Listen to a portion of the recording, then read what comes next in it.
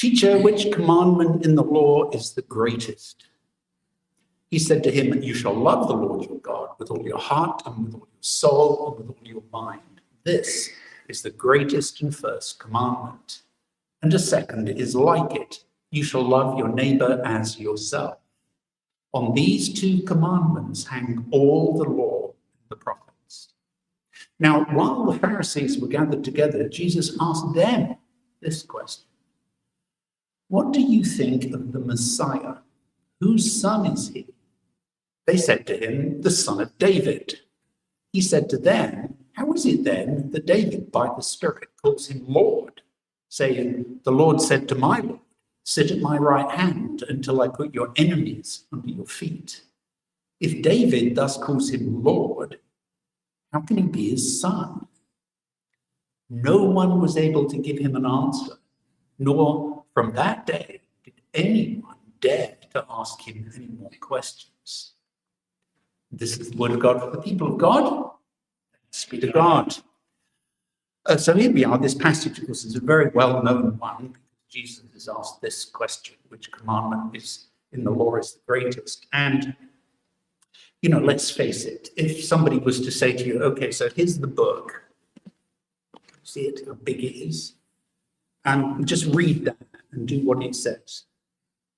I mean, most people's reaction is, could I get the Cliff Notes version? Could you maybe boil it down to the 2 or 3 most important things, and I'll start by doing those. So which commandment in the law is the greatest? Which is the top one, the second one, the third one? How do we do that? And so that's sort of one of the ways to think about this question: which commandment in the law is the greatest? Now, this conversation is still happening in the temple. Jesus has been in the temple now for weeks and weeks and weeks, according to our calendar, and has been arguing with all sorts of people. Last week, I talked to you about when he was approached, and he's approached in this instance by Pharisees and Herodians, technically disciples of Pharisees and Herodians, who ask him, "Is it lawful?" And then they go on and ask him about payment of taxes to Caesar. You might remember this. And of course, because they're saying, "Is it lawful?" and they're in the temple, the question relates to the law, the Torah. And so the question really is, does the Torah permit a faithful, observant Jew like a Pharisee, for example, to pay Roman taxes? So it's a question really about obedience to Torah here. It sounds to us like it's all about taxes, but taxes is just the example here. It's a question about obedience. And then, having had a little set to with the Pharisees and the Herodians, he gets into it with the Sadducees. And all of these are different strands within Judaism at the time of Jesus. This isn't a passage we're going to go through in any great detail. And you'll see why when Jesus responds to a hypothetical situation that is put in front of him. So a bunch of Sadducees come up, and you'll see it says, saying there is no resurrection. This is one of the things that differentiates Sadducees from Pharisees. The Pharisees believed in the resurrection of the dead at the fullness of time. The Sadducees thought that was all nonsense. They didn't believe in resurrection at all. And so they ask him a question. And the question begins, this is just half the sort of setup for it. If a man dies childless, his brother shall marry the widow and raise up children for his brother. Now, everybody knew this because the idea is that the brother of a deceased man is obliged to marry his brother's widow. That's referred to as a Levirate marriage, which comes from the Latin word meaning husband's brother. And you will find all of the details about this in the Torah in Deuteronomy 25, where it says, if you have brothers, they're living together, so in the same geographic area, one of them dies, has no son, the wife of the deceased isn't allowed to go marry some random person somewhere. Instead, the husband's brother goes into her, takes her in marriage, performs the duty of a husband's brother to her. Imagine what that is. And the firstborn whom she bears shall succeed to the name of the deceased brother, so that his name may not be blotted out of Israel. So it's a way of kind of keeping the family line going, if you like. Although it doesn't, to us, it might sound a little odd, but it was quite a common practice at this time in history. So the tricky question then, based on all of that the Sadducees put to him is this situation, that there are 7 brothers.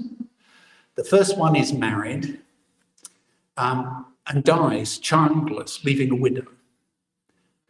So the oldest brother now has to go in and marry her, which he does. But before they have any children, he dies. So now the next brother has to go in and marry her, but before they have any children, he dies, and so on until all 7 of them have died, and then she dies. And so the question is, in the resurrection, which you'll remember they don't believe in, so they're trying to show that it's kind of nonsensical. In the resurrection, then, whose wife of the 7 will she be? Because she married all of them. Jesus's reaction to this is essentially to just sweep it to one side, because it's a kind of it's a nonsense situation, right? It's completely hypothetical, and so he says, "You're wrong. You know neither the Scripture nor the power of God. In the resurrection, they neither marry nor are given in marriage, but are like angels in heaven. And as for the resurrection of the dead, have you not read what was said to you by God? He is God not of the dead, but of the living," which I think is an important idea. God is God not of the dead, but of the living. So when the Pharisees now, they've been standing around and they hear the Sadducees' question just get sort of swept to one side, like, don't bother me with nonsense, that's ridiculous. And one of them, you'll notice he's called a lawyer. And of course, lawyers at this time were not like lawyers today. They didn't have a legal system that was separate from their religious system. They were the same thing. So a lawyer was really a scholar of the Torah who helped in situations where it was questionable about how to follow the law. So, and then gets asked a question of Jesus, and the question we're told is to test him. So the Pharisees are taking yet another shot at trying to silence Jesus. And what happens here is they say to him, "Teacher," or "Rabbi, which commandment in the law is the greatest?" Now, that's a question that in one form or another is put to a lot of people in the biblical narrative. There's a history of people trying to pick out 2 or 3 things and say, these are the most important. Various prophets do it, all sorts of different people do it here. So summarizing the apparently 613 commandments, that's how many the practicing Jew would say there are in our Old Testament, 613 commands. Tell me the 2 or 3 that are most important. Different people took a shot at it at different times. You will see, for example, in Psalm 15, which is the Psalm of David, a question is asked, "Lord, who may abide in your tent? Who may dwell on your holy hill?" In other words, what do I have to do to be in God's presence? To be like me and God are like this? What do I have to do? And David asks that. It's a little bit of a long answer. I'm not going to read it all. But it's a list of things that he thinks that you should do in order to be okay with God.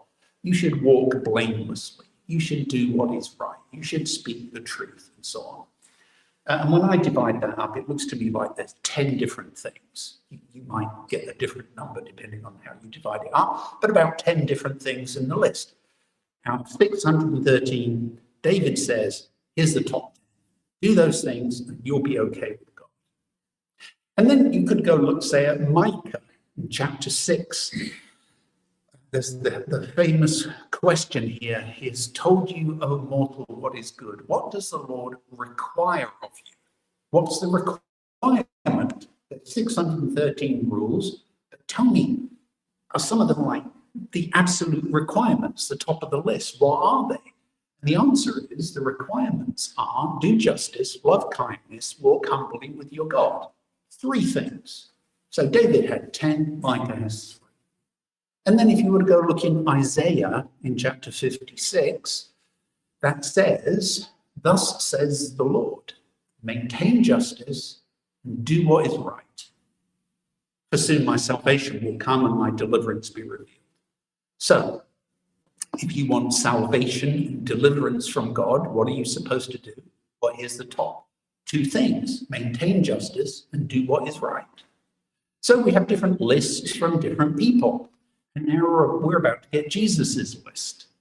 And Jesus responds to the question, which commandment in the law is the greatest, by answering from Torah, by quoting from Deuteronomy 6, which is, he quotes from the beginning of the Shema, which is the great prayer of the people of Israel.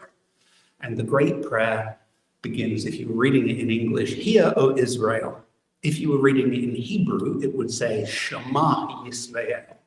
Hence it's called the Shema. Shema is the verb to hear in Hebrew, which I always think is very interesting, because usually today when people think about praying, they think about talking to God, right? Like saying, God help me, I'm in serious trouble, and so on. The people of Israel, on the other hand, thought about praying as listening. It's hear, O Israel, not speak, O Israel. So hear, O Israel, the Lord is our God, the Lord alone. You shall love the Lord your God with all your heart, with all your soul, and with all your might. That's what it says in Deuteronomy 6. Jesus says, he's asked what's the greatest, you shall love the Lord your God with all your heart, with all your soul, and with all your, and now the translator puts mind as opposed to might, which is sort of a little bit interesting. And one of the reasons for that is if you go look this passage up in Deuteronomy 6, when you get home, get out your Hebrew Bible, turn to Deuteronomy 6, and my bet would be that you'll look at it and you'll think there's a printing mistake in it, because two of the letters, which I've circled in red, are quite clearly much bigger than all of the others. And so you might think the printer made a mistake and used the wrong size font for those two letters. But not so, because as far as I'm aware, those two letters are bigger in every Hebrew Bible, not just some printings of it. And they're there very intentionally, because, remember, you read from right to left, the two letters, Ayin and Dalet, when you put them together, as I did in the little box at the bottom, you get a Hebrew word. And the word is Ard. And the word Ard means testimony or witness. And they show it this way to tell you this is the witness of the people of Israel. Shema Yisrael, Adonai Eloheinu, Adonai Echad. The Lord is our God, the Lord alone. That's the witness of the entire people of Israel. The Lord is our God, the Lord alone. This is one of them, in other words. This prayer that starts this way, Shema Yisrael, is often said to be the most prayed prayer in the entire planet throughout all of our history. And people say that because devout Jews pray the Shema at least twice a day. Some groups of Jews say it's got to be at least 3 times a day. So 2 or 3 times a day, devout Jews have been praying this prayer now for over 3,000 years. So if you think about that for a moment, it's a little bit mind-expanding, isn't it? 3,000 years of people praying this prayer. And if you add all of those up, you'd get a gigantic number of prayers. So that's the witness, the testimony of the people of Israel. Now, if you try and put that thing into English, the Shema into English, it starts getting difficult really quickly. For example, it says, you shall love the Lord your God with all your heart. But we know, because we've talked about it 100 times, that the heart today, people think about the heart, at least poetically, as the source of emotion. Like on Valentine's Day, people get heart-shaped boxes of chocolates and give them that sort of thing, right? The heart is associated with emotions here. But in Jesus's day, that's not true. The heart is the place where the will resides. Your will, your ability to make ethical, moral decisions, all of those things lie in your heart. So we would think those things happen in our mind. You make decisions in your mind, right? So if you're going to translate the word, do you say heart, which makes everybody think of Valentine's Day, or do you translate it differently and put mind, because it's closer to the idea? So I just put all your heart. I would have put all your heart / mind. Just keep it simple here. And then you're supposed to love God with all your soul. Well, the word soul has got so much baggage associated with it that I try never to use it in church. For example, you will hear people say, when a person dies, their body goes into the ground, their soul goes to heaven. Something like that, right? You may have heard people say things like that. A Jew at the time of Jesus would have had absolutely no idea what you're talking about to say that. Because the idea that you can separate a body and a soul from each other, they didn't have that idea. They thought the two things were woven together also with your spirit, by the way. Woven together in such a way that you cannot separate them. They're absolutely inseparable. So our idea, modern day idea about what a soul is, quite different from Jesus's day. So I just use the word that's in Hebrew, which is nephesh, which actually means with all your living being, all your vitality, all your life as a human person. And then the passage, the bit that was translated with all your might, or as Jesus said it, all your mind, what it really says, all your, and then the Hebrew word means muchness, which isn't a word used very often in English, but it's a nice word. If you just think, how much are you supposed to love God? You're supposed to love God with all your muchness. So with all your heart and mind, all your vitality and living being, and all your muchness, which to me means you've got to give it everything you've got. That's what it means. You've got to give it everything. So that's what Jesus says. You've got to love God with everything, all your heart, mind, soul, strength, however you want to put it here. And that is simply an elaboration on the first commandment. I am the Lord your God. You shall have no other gods before me. And you show that by loving God with everything you've got. There's nothing left over to love any other God or anything else. It's all given to God. And so that's why Jesus says this is the greatest and first commandment, is because what he's providing is really a commentary on the first commandment. And then Jesus adds, and the second is like it, you shall love your neighbor as yourself. So he's quoting there straight out of Leviticus here. You shall love your neighbor as yourself. I am the Lord, says Yahweh. The thing about Leviticus 19 that is interesting here, and it's another place where it's possible to read this passage extremely badly. If you start reading Leviticus 19, Leviticus, by the way, of course, is the book that nobody reads in the Bible because it's just full of laws and people are like, I don't understand any of this, so they just skip it. But Leviticus 19, in verse 18, it has this bit about loving your neighbor. And then if you keep going down the page, you eventually get to verse 34 that says you shall love the alien or stranger or sojourner. All different translations. Let's stick with alien. You shall love the alien as yourself. So people will say, well, when Jesus was asked what was important, he said, you shall love the Lord your God with all your heart and soul and strength and everything you've got. You shall love your neighbor as yourself. And then he stopped and he didn't include love the alien. So he must have done that on purpose because he doesn't think loving the alien is important. It's not at the top of the list. I've heard people make that argument. It's a terrible argument because it doesn't take into account the way in which Jews read the law. And they read the law according to something that's called gezerah shava, which means equal category. Anything that's part of a set of equal categories, if you name one of them, you mean all of them.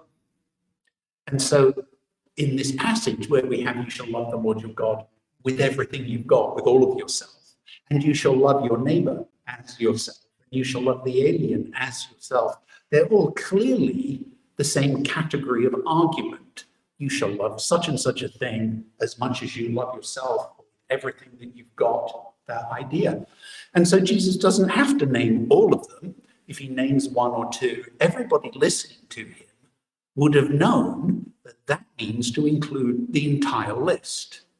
That was the reading practice at the time.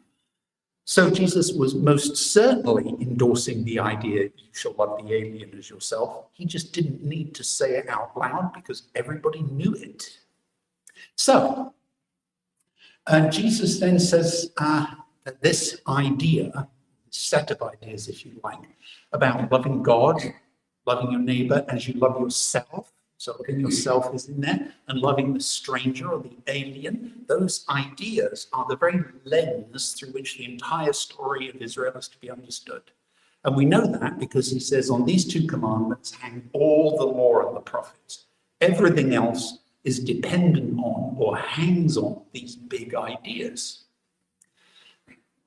Now, the unanswered question of the day for the people standing in the crowd is, by what authority can Jesus say these things? He is, after all, just a kind of wandering teacher. He's nobody special. He hasn't been to seminary. He's not a recognized priest and nothing like that. He's just an ordinary guy, son of a carpenter, wandering around saying things. So what gives him the authority to say all of this stuff? And Jesus, rather than let somebody raise the question to him, brings it up himself so he can take control of it. So while the Pharisees are all standing there, he turns to them and says, what do you think of the Messiah? Whose son is he? Now, the reason you would ask a question like that, you'd only ever ask a question like that if you knew what the answer was going to be, right? You never want to ask questions in a debate if you don't know what the answer is. So, whose son is he? Well, everybody knew the answer to that. He's the son of David. You knew that because in Psalm 89 it says so. Yahweh, God, says, I've sworn to my servant David, I will establish your descendants forever and build your throne for all generations.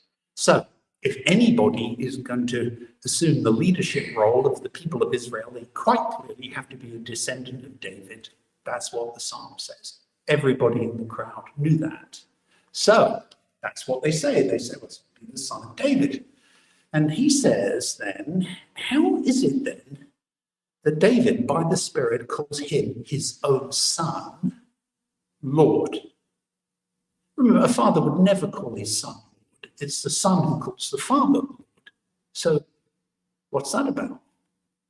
Well, Jesus quotes a passage saying, then the Lord said to my Lord, sit at my right hand until I put your enemies under your feet. And the thing about this is when you read this, the Lord said to my Lord, okay, what's going on here? Who are we talking about? Who's the Lord? Are there two different Lords in that sentence, or the same one twice? What is it? Well, if you were actually reading it in the Hebrew text, you would see immediately it's two different words. The Lord at the beginning is God, Yahweh. The Lord at the end is Adonai, which means my Lord, and is a word that you would use to describe an earthly ruler, like the Lord of the Manor, say, in British history or something like that. And so the Lord, Yahweh, says to my earthly Lord, sit at my right hand until I make your enemies your footstool. And so what Jesus does is he uses a kind of strange word play here. Remember that the people of Israel would never say the name of God out loud. So even though it says Yahweh in the text, no Jew would ever say that.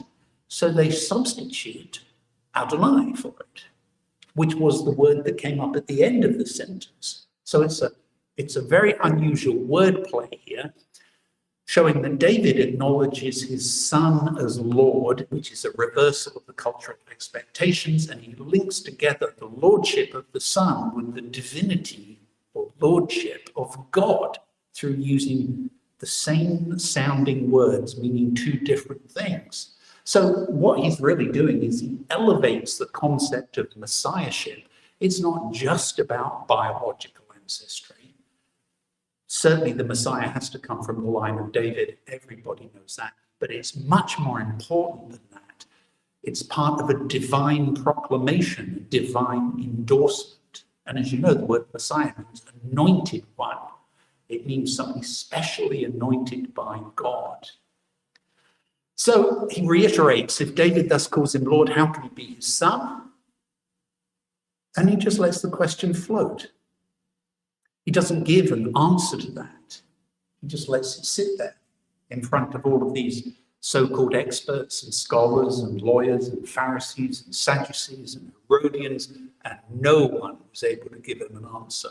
They didn't know what to do with this idea that he had just brought up, that messiahship is not just about biology, it's also about divinity. So that was enough to shut everybody up who was in the crowd. And from that day, nobody dared to ask him any more questions. It ends the interrogation phase for Jesus, if you like. His answer to the question of the lawyer passed the test as being an authentic representation of what's most important in the Torah. And I would say that that stands to this day. So today, we might take all of that and give it a name. People usually call it the Great Commandment. And today, if we were to say, what's the most important thing in this whole book? Some people would say, well, the Great Commandment and the Great Commission. Those two things are the sort of key points, and the rest of it matters, but those are the two that stand out. And this would be our Great Commandment. Great, as in other words, elevated in position here. And remember I said that other people had taken a shot at trying to answer the question, what's the most important thing? Micah was actually correct when he said, what's the important thing? Do justice, love kindness, walk humbly with God. And Isaiah was correct when he said, maintain justice and do what's right. And David was correct with his list of 10 things, which looks like a lot, but remember, he's boiled it down from 613. Walk blamelessly, do what's right, speak the truth, don't slander, don't do evil. They're all correct because they are all ways of living out the Great Commandment. They're just specific examples of how do you love the Lord your God with all your heart, all your soul, all your mind, with everything you've got. And how do you love your neighbor as yourself? And how do you love a stranger? And the specific ideas that Micah, and Isaiah, and David picked up on are all ways of doing that. So that idea that this stuff is sort of the elevated part, it's the Cliff Notes part of Scripture, you'll see it echo all of the way through into the New Testament. In Paul's letter to the church at Rome, owe no one anything except to love one another. For the one who loves another has fulfilled the law. Fulfilled the law. The commandments are summed up in this word, love your neighbor as yourself. Love does no wrong to a neighbor, therefore love is the fulfilling of the law. So that's really an echo of what Jesus said, right? In response to the question, which is the greatest. And here we hear Paul echoing the same idea. That idea was so important, it just traveled through the whole of church history. And by the time you got around to John Wesley in the 1700s, the founder of the Methodist movement, in his piece called A Plain Account of Christian Perfection, he says this, starts off by saying, you should be thoroughly aware of this. The heaven of heavens is love. There is nothing higher in religion. There is, in effect, nothing else. If you look for anything but more love, you're looking wide of the mark. So all of these people, starting with Jesus and Paul, and then all of the way through church history, up to Wesley and so on, all of them come down to a position, what's the most important thing? And the answer is, it's love. It really is. So how do you live out this great commandment to love God with all that you are and all that you have? And how do you love others, be they neighbors or strangers, as much as you love yourself? That would seem to need to be the question. Wesley says if you look anywhere else other than here, you've lost your way. You've missed the mark. You've become confused as to what Christianity really is.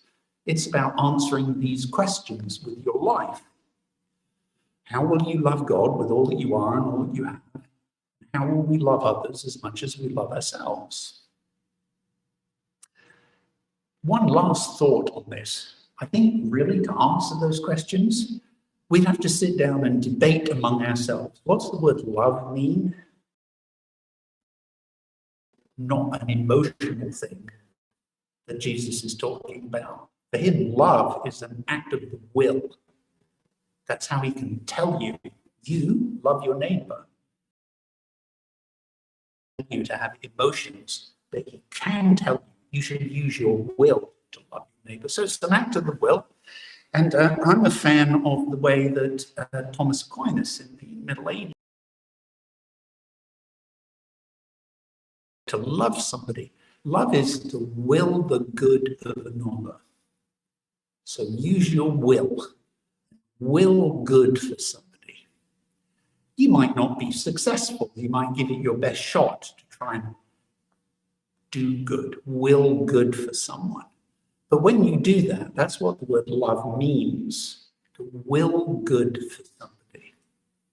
And so this end of this questioning phase for Jesus ends with him answering, I think, the big question here. What's the main thing?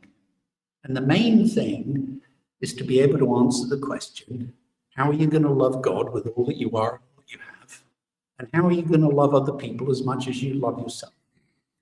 When you figured that one out, come and let me know. Or better still, come and stand here and explain it to everybody. It's the big challenge. It sounds like it should be doable. But the challenges involved, I think, are very, very large. There are some people who are very hard to love. They are very hard to love. If you can find it in yourself, you don't have to like them, but if you could will good for them, I wish their life were better, and then maybe they wouldn't be so horrible. You know what I mean? You can will good for people, even if you don't like them.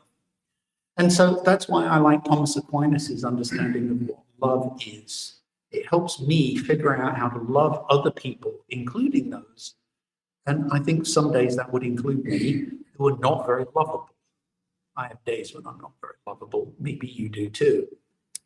But if somebody is willing good for you, they can make it through those days.